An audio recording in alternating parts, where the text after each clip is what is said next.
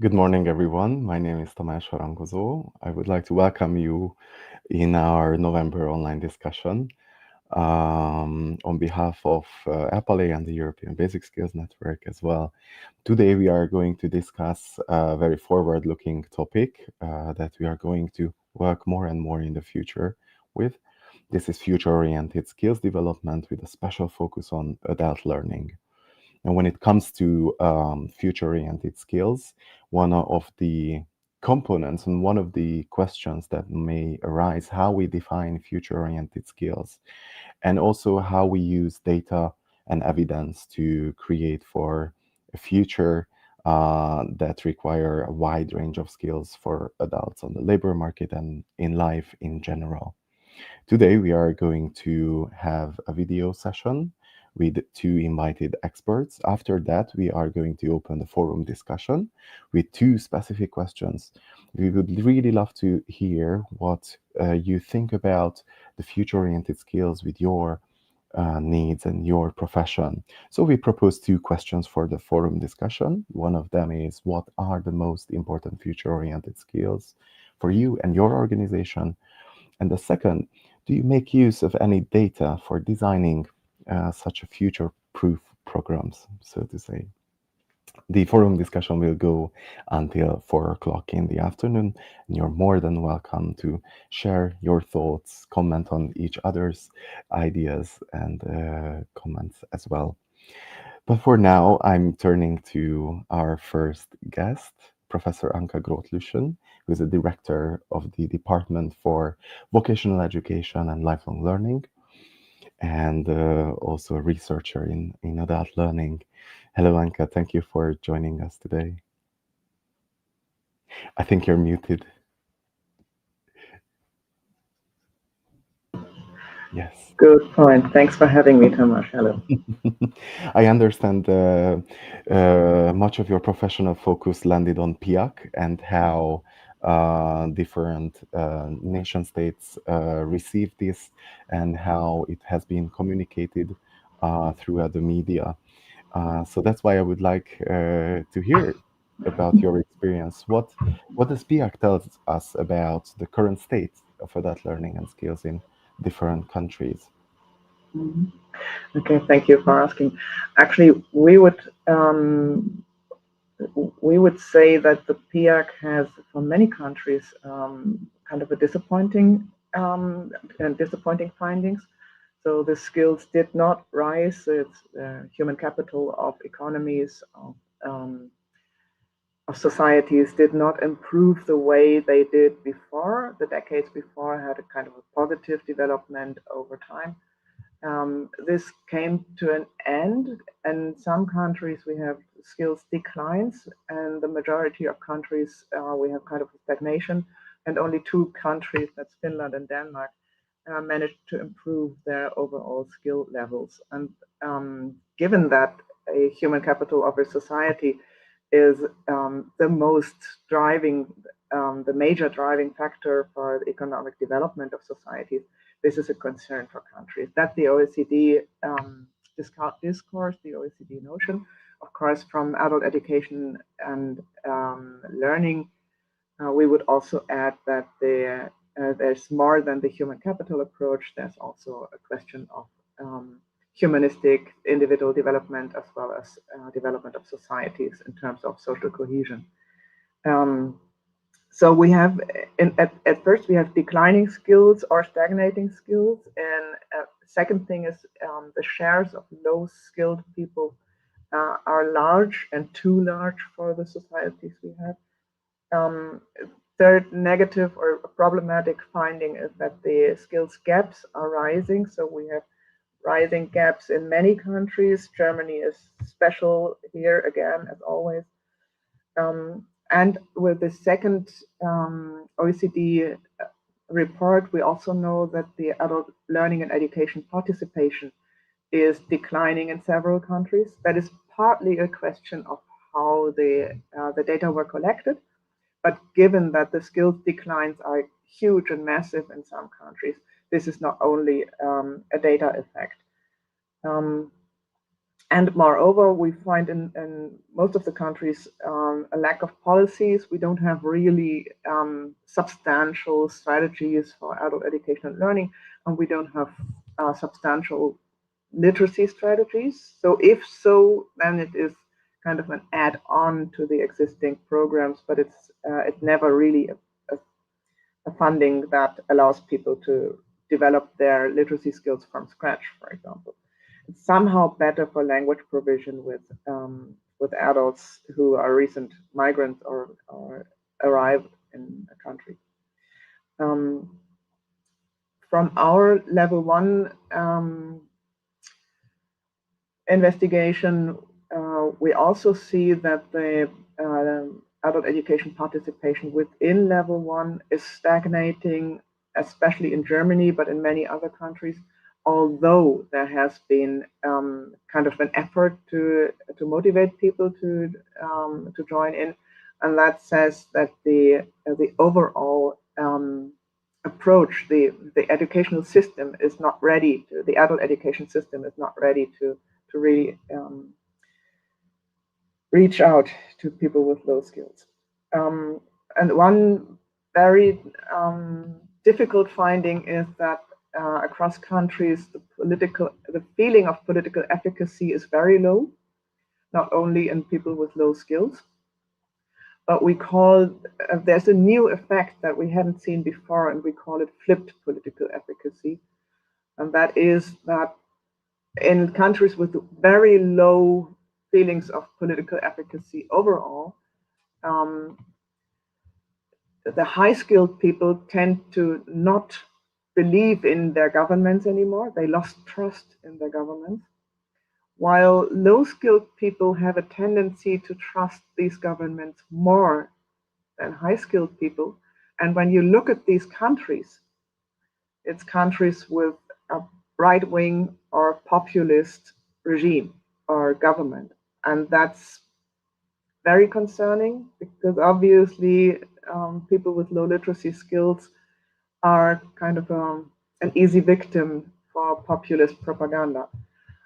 That's the first time we see an effect like this in the data. So that's a substantial concern that we discussed with the German media, and we pointed to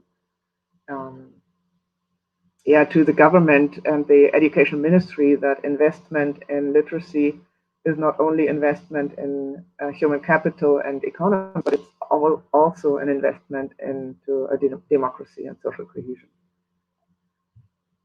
This shows a very complex challenge, a set of challenges to overcome, which cause big movements or creative solutions on the government side on how to address such a multi-phased challenge. I was just wondering, what kind of responses did the governments give to such a challenge? Are there great differences?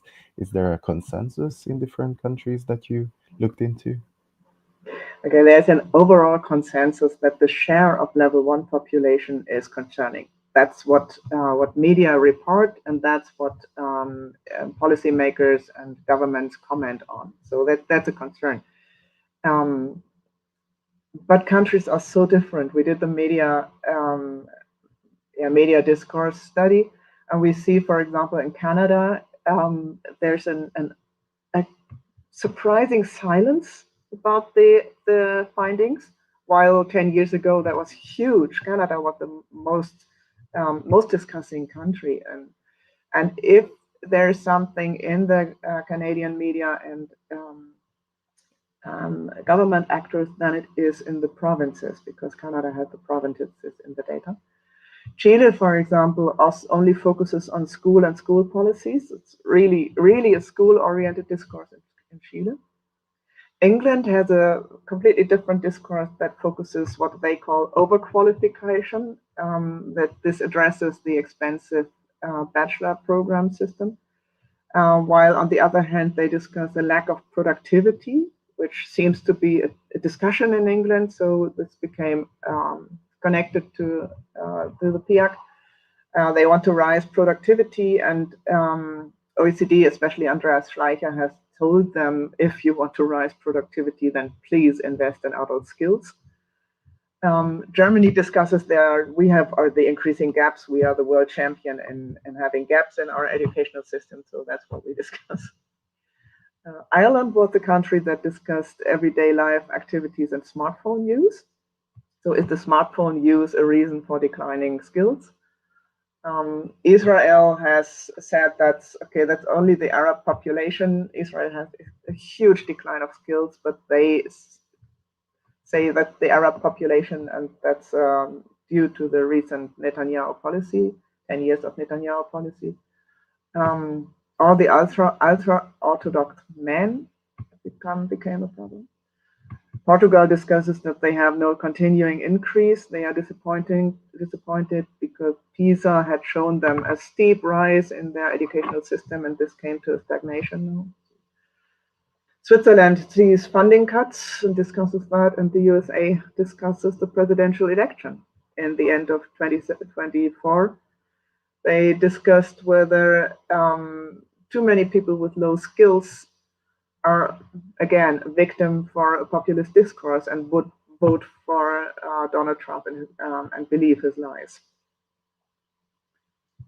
So the countries are extremely different. I went through 9 countries. We have 9 so far. We are continuing to do the media discourse analysis for other countries, but it's completely different by country. There's common ground on low skills, that low skills is a concern, but it's different within countries. And perhaps you heard what is not discussed, and that's adult education.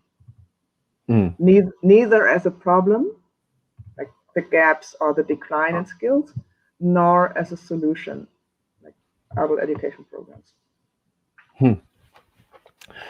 So for such a complex challenge, there are complex approaches with little consensus in the basic understanding of basic skills shortages and challenges as a concern overall. But we can see that there are many different narratives, and they are all placed in the domestic political environment and narrative.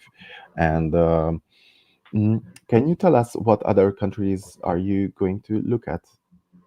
Actually, the next country we are working on is Austria. We are pretty far with Austria. And a student group is discussing, and they decide on their own. I suggested them to cover, for example, Poland or Hungary, because we don't have any country so far that comes from the post-Soviet era. Neither Estonia or Latvia, etc., Lithuania. So this should be a next shift. We are not so much into Korea and Japan because we don't know the political system well enough to draw conclusions, and we don't have partners there. But actually, before we come up with a conclusion, we always check back with partners from the country. So if EBSN or others are interested in cooperating, feel free to connect with us. Very interesting. Now, if you turn to the future-oriented skills, the topic is wide, and we could pick so many different aspects of how to define, how to forecast skills needs for the future. But I assume it's a little bit challenged by all these different discourses that are running in different countries. Did you see any light at the end of the tunnel, so to say, or to how to make use of the PIAC data when we focus on future skills, future-oriented skills? Yeah, absolutely. So for PIAC is presenting data on literacy, numeracy, and problem solving. So problem solving is definitely one of the future skills that you can build on. Completely under-researched, under-reported. Some reports are about to come year by year. So the OECD is providing more and more reports, special thematic reports, but we have to wait until they are there. But that's obviously an issue that's more connected to future skills than the basic skills, literacy and numeracy. And also the emotional and social skills that are represented in PIAC for the first time. And I can give a minimum outlook on what socio-emotional skills say about literacy and numeracy. There seems to be a correlation between literacy and openness.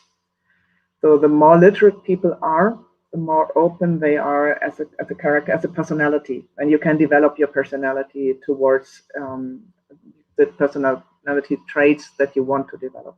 And this gives a hint on what people can offer in trainings for adults with low skills. It may be interesting not to offer literacy training, but to offer personality training and to come from the other side, because it's much more attractive to join in this and to reach people with a course on personality development and develop your openness and preciseness, etc. And so not to be so, anxious or emotionally unstable, because that all the difficult personality traits correlate with low skills. Um, and for how to use the PIAC and what to do, I would strongly suggest that adult education must be given greater prominence in press statements. So when the next PIAC round is launched with the next couple of countries, that's going to happen in a few years, then the variables on adult education, non-formal education, informal education have to be reported with the first section of education. Because we see what's dominant in the discourse when newspapers pick up the information they get. They pick up the first information and put it first. So when the first information is education in relation to skills and migration in relation to skills, then the newspaper pick it up.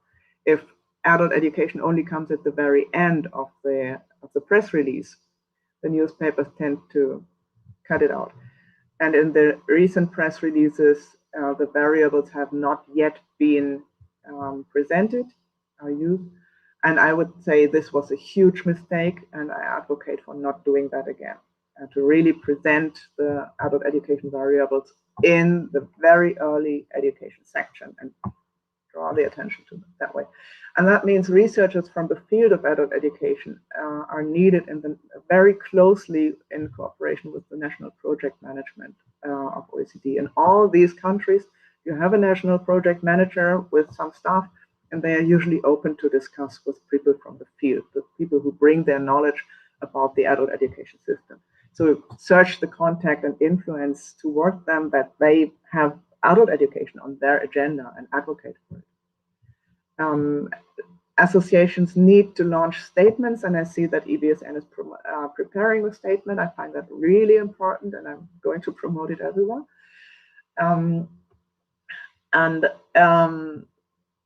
I think the associations must accompany the launch with attracting the discourse towards adult education and learning, and then bring their government into this discussion. What worked in Germany is we launched for the International Literacy Day. We strongly used the International Literacy Day, 8th of September. We launched the level 1 Leo PIAC, what we called it, Leo PIAC for Germany and some other countries. And we had a focus on this discussion on this danger of populism, low-skilled people being vulnerable to populist narratives. And that worked for the media.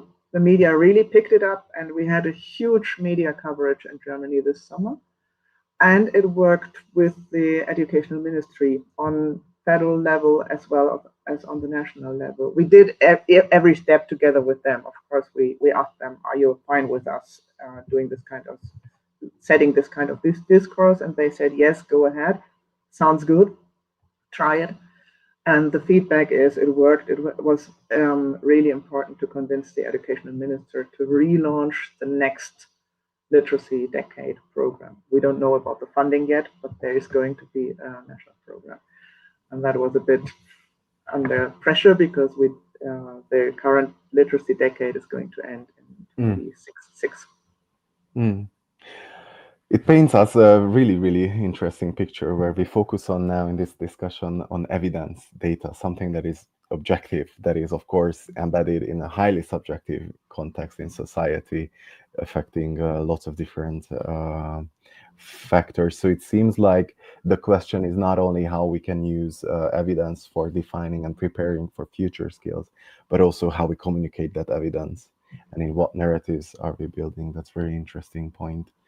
And of course, I really find it interesting what you mentioned with starting with personality training first. In our experience in EBSN, we too many times you observe the stigmatization effects of running basic skills programs and starting with literacy. And there is a general understanding that whenever it's a contextualized or embedded in a context, it's we can fight that stigma with this move. But we can see that there are other um, currently complex skills, twin approaches, twin developments that are on the adult education platform, like socioeconomic skills, but also green digital. We also have a comment, or actually a question from the audience that addresses that perspective. And I'm going to, yes, we have it. Mhm. It goes, how can we Yeah. combine digital, green, and socio-emotional skills in a way that supports learners? It's an interesting challenge. Mm. Actually, I find it interesting whether to combine because it may be a bit too much.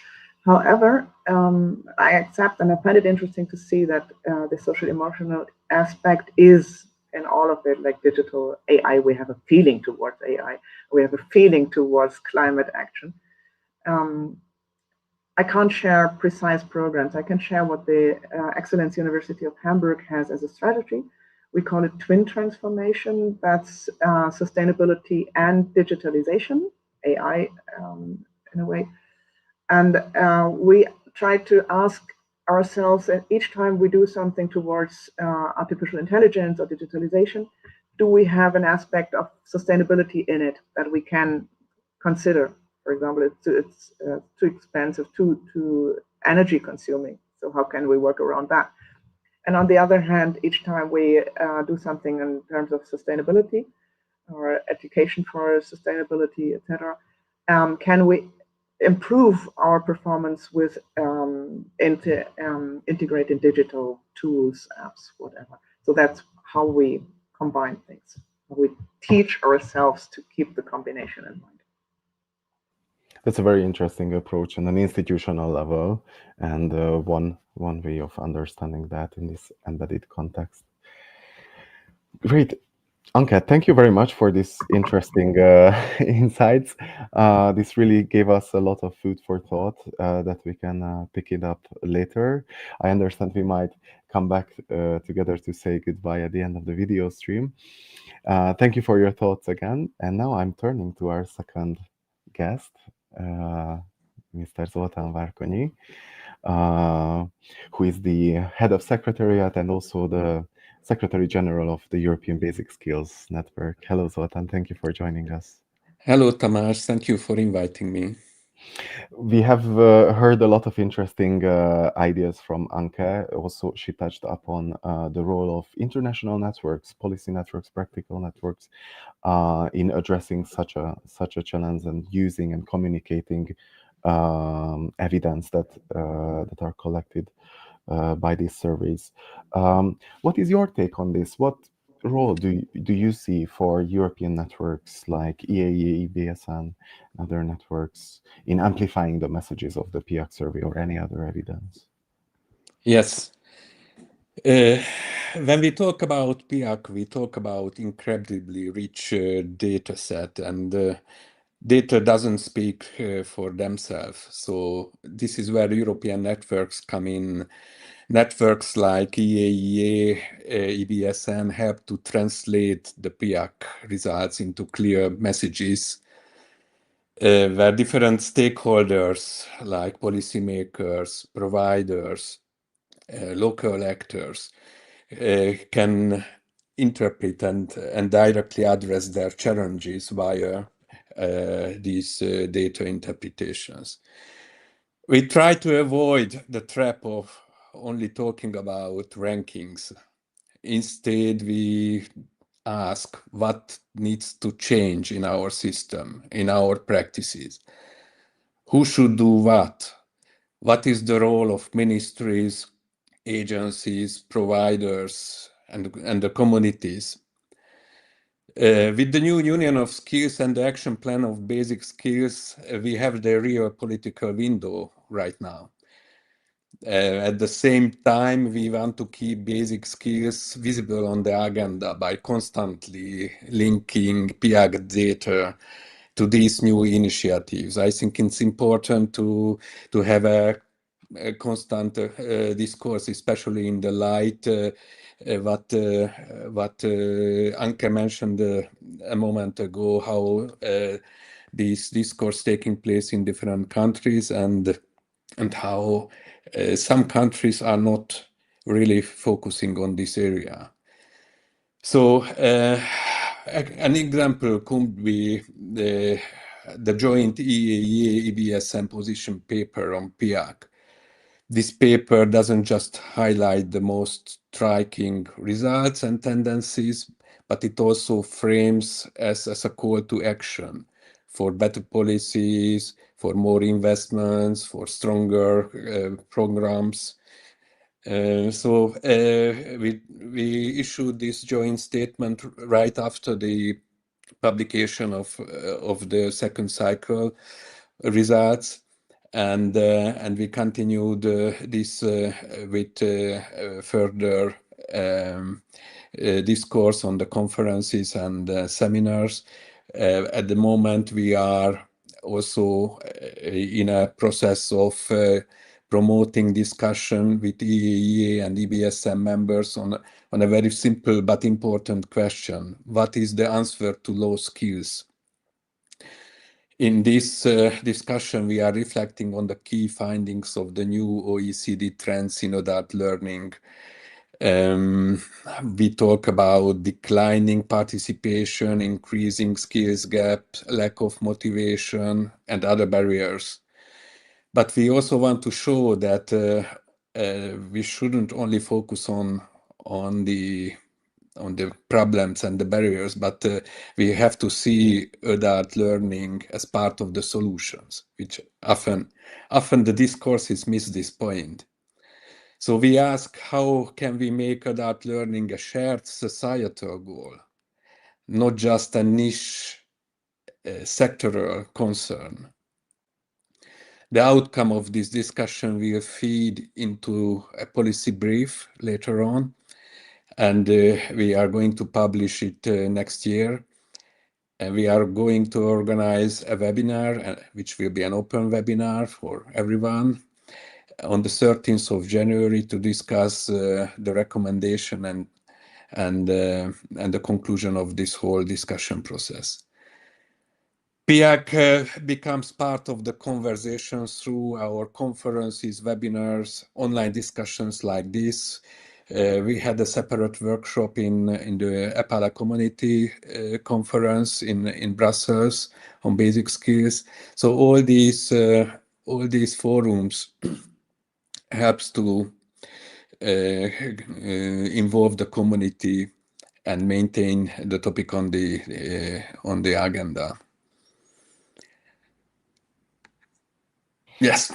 That's a very complex approach, but one that can help contextualizing the evidence for future skills, and maybe this is also a very supportive approach to many different stakeholders who are involved in adult learning.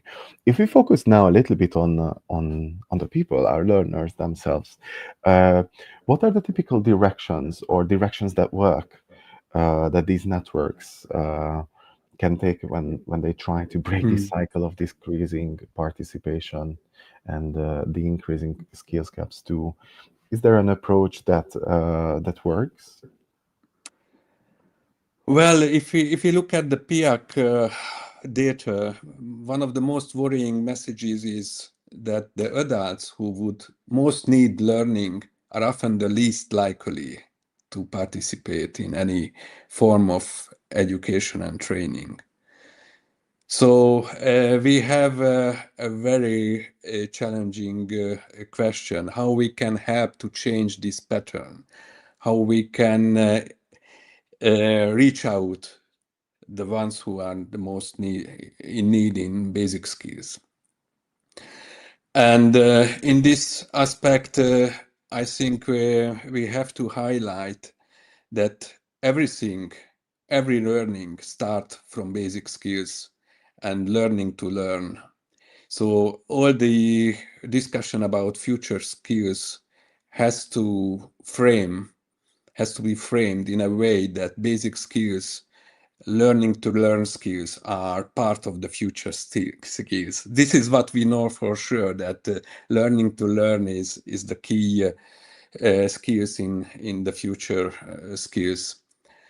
And adults struggle with reading numeracy, basic skills, basic digital skills, simply cannot benefit from the promise of the green and digital transformation.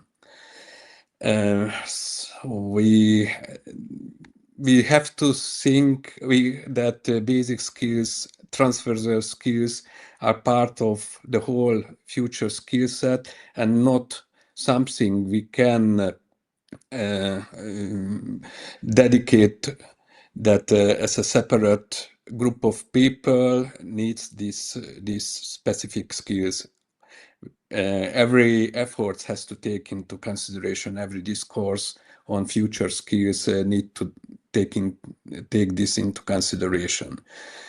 Learning to learn is a very complex skill. It includes curiosity, the ability to navigate in a learning journey. The essential, we want adults to keep learning over the lifetime. So it's I think the recent PIAC study on emotional skills and well-being revealed a very interesting aspect, what other skills like emotional balance, openness, curiosity support learning and need to be also part of basic skills if you want to learn literacy, numeracy, and digital skills. We also advocate for non-conventional learning spaces. We often imagine basic skills learning something happening in an adult education institute or even in a school, but we think that adults are very rarely engaged in these institutes, so it's very difficult to involve them in educational institutes. It's very difficult to overcome the memories of future learning failing in their initial education. So that's why we have to organize learning where adults are and where adults trust the place, trust the persons who they met. We want to highlight that basic skills learning can take place in non-conventional settings like community learning places, workplace learning, libraries, NGOs, even trade unions, public services. We can also showcase good practices from different countries to this approach. We had a very interesting program in Hungary regarding the open learning centers, which were a kind of organizational competence of learning, generating learning, which was embedded in a variety of organizations, local community houses, libraries, NGOs. So we basically delivered the concept of how to organize learning to people with basic skills needs, and this was very successful. That's very interesting, and just it shows again a very complex challenge, because if adults learn at different places, we try to address basic skills programs where they are. It means that there are a lot of different professionals who are originally not trainers, educators, but have become acquired a new stake in providing or understanding at least the basic skills challenge in adults. Is there such program that can address these professionals in the future? Yes, definitely. We have been working on such program for many years in the European Basic Skills Network, and we completed the development of 6 modules, which directly address to not only adult educators and teachers, but also for any professionals who meet adults with basic skills needs. And these modules make them understand how these people face with challenges in everyday life, in their work situation, and how learning can be provided for them in unconventional settings. So these trainings are developed as hybrid trainings, which are easily accessible in a modularized structure, and we also define them as micro-credentials. So any professionals who are meeting these persons can obtain as an additional competence for their role in a social service provision, in a healthcare provision, in a workplace situation where they have a instruction role. So I think these modularized trainings could be very useful for them, and it's open for adaptation to any languages, to any countries, and we are very open to work with teacher training institutes to integrate it into their portfolio as micro-credential. That's very promising in terms of flexibility. Zoltan, thank you very much for joining us and telling all these things that are, I think, so important for future skills. So there's a few comments that we could address with Anke as well. We had a very interesting comment about integrating future-oriented skills from Olivera that we can see on the screen, focusing on the practical integration of future skills in programs that we already have.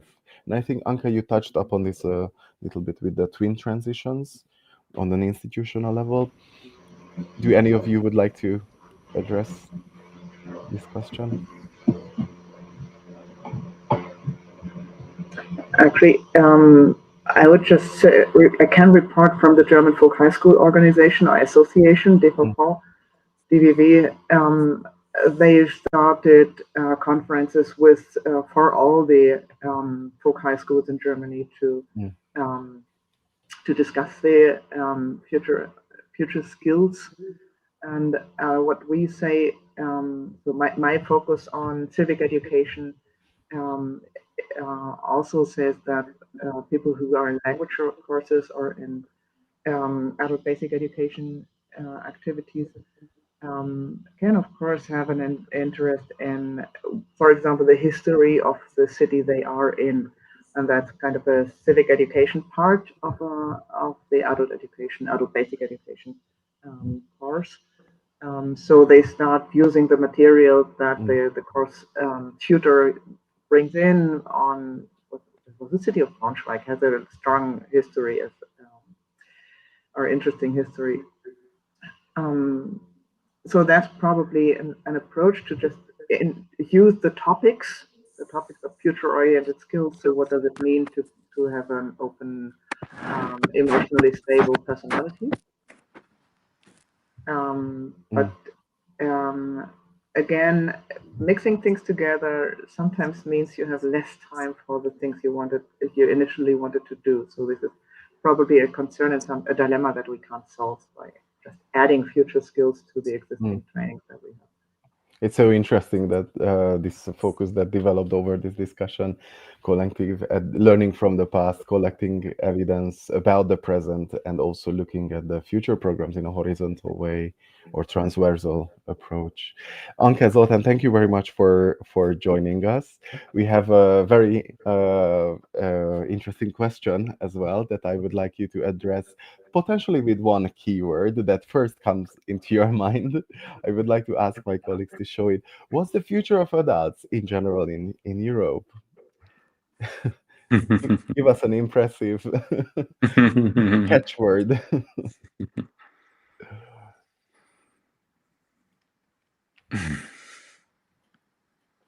I think you're muted, Anke.